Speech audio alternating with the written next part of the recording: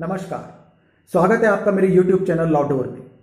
आज मैं आपके लिए एक और इम्पोर्टेंट टॉपिक लेकर आया हूं और मेरी आपसे रिक्वेस्ट है कि मेरे इस वीडियो को ज़्यादा से ज़्यादा शेयर, लाइक और सब्सक्राइब करिएगा। आज जो मैं आपके लिए जानकारी लेकर आया हूं वो संबंधित है धारा 376 IPC यानी ऑफेंस ऑफ रेप से। क्या कोई अभियुक्त जिसके खिलाफ बलात्कार के आरोप हैं वो पीड़िता के साथ में कोई समझौता कर सकता है? और यदि दोनों कोई समझौता करते हैं तो क्या होती है ऐसे समझौते की कानूनन वैधता? धारा 320 CRPC में किन अपराधों में समझौता किया जा सकता है कोर्ट के माध्यम से और किन अपराधों में समझौता नहीं किया जा सकता, इसका पूरा विवरण दिया हुआ है। और जिन अपराधों में समझौता नहीं किया जा सकता है उन अपराधों में से एक अपराध है धारा 376 IPC का अपराध यानी ऑफेंस ऑफ रेप का अपराध। पर फिर भी धारा 376 के मामलों में कभी कभी ऐसी परिस्थितियां ऑनरेबल सुप्रीम कोर्ट के सामने भी आई हैं जिनमें ऑनरेबल सुप्रीम कोर्ट ने ऐसे समझौतों के आधार पर क्रिमिनल प्रोसीडिंग्स को क्वैश किया है। ऐसा ही एक मामला ऑनरेबल सुप्रीम कोर्ट के सामने Sanju PR versus state of Kerala and others criminal appeal number 1740/19 में आया, जिसमें ऑनरेबल सुप्रीम कोर्ट ने अभियुक्त के खिलाफ लंबित क्रिमिनल प्रोसीडिंग्स को क्वैश किया, जिसका आधार था पीड़िता द्वारा दिया गया एक एफिडेविट जिसमें उसने स्वीकार किया था कि अभियुक्त ने उसके साथ में शादी कर ली है और इस आधार पर अभियुक्त के विरुद्ध लंबित सभी कानूनी कार्रवाइयों को क्वैश कर दिया जाए यानी समाप्त कर दिया जाए। ऑनरेबल सुप्रीम कोर्ट ने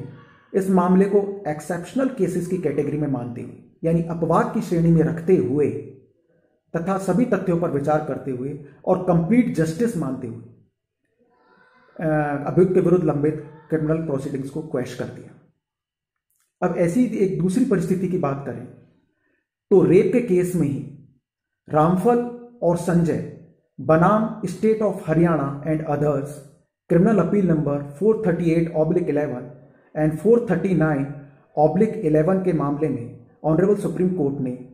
दोनों ही अभियुक्तों की सजा को 6 साल तक सीमित किया था तथा दोनों ही अभियुक्तों को प्रत्येक को 1,50,000 रुपए यानी कुल 3 लाख रुपए पीड़िता को देने के आदेश दिए थे। इस मामले में भी अभियुक्तों ने पीड़िता के साथ में समझौता किया था और दोनों ही अभियुक्तों ने उस समझौते के चलते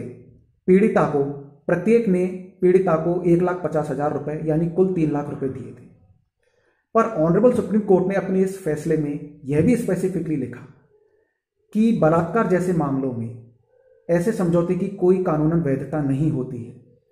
पर फिर भी सभी तथ्यों पर और एविडेंसेस को देखते हुए और सभी दलीलों को सुनने के बाद में ऑनरेबल सुप्रीम कोर्ट ने दोनों अभियुक्तों को प्रत्येक को 1,50,000 रुपए यानी कुल 3 लाख रुपए पीड़िता को देने के निर्देश दिए तथा उनकी सजा को 6 साल तक सीमित कर दिया। तो इससे दोस्तों ये स्पष्ट है कि एक्सेप्शनल केसेस में ऑनरेबल सुप्रीम कोर्ट बलात्कार के मामलों में क्रिमिनल प्रोसीडिंग्स को क्वैश कर चुका है, जिसमें कि विशेष रूप से अभियुक्त ने पीड़िता के साथ में शादी कर ली थी। तो दोस्तों आपको ये जानकारी कैसी लगी मुझे आप कमेंट बॉक्स में जरूर लिखकर बताइएगा और मेरे इस वीडियो को ज़्यादा से ज़्यादा शेयर, लाइक और सब्सक्राइब करिएगा, जिससे कि ये कानूनी जानकारी किसी और भी ज़रूरतमंद तक पहुंचे और वो भी इसे समझ सके। नमस्कार।